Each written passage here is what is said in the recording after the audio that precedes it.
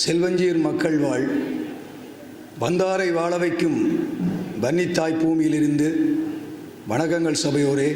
நான் வன்னியூர் செந்தூரன். இன்று என்னுடைய 5வது நூல் வெளியீடு.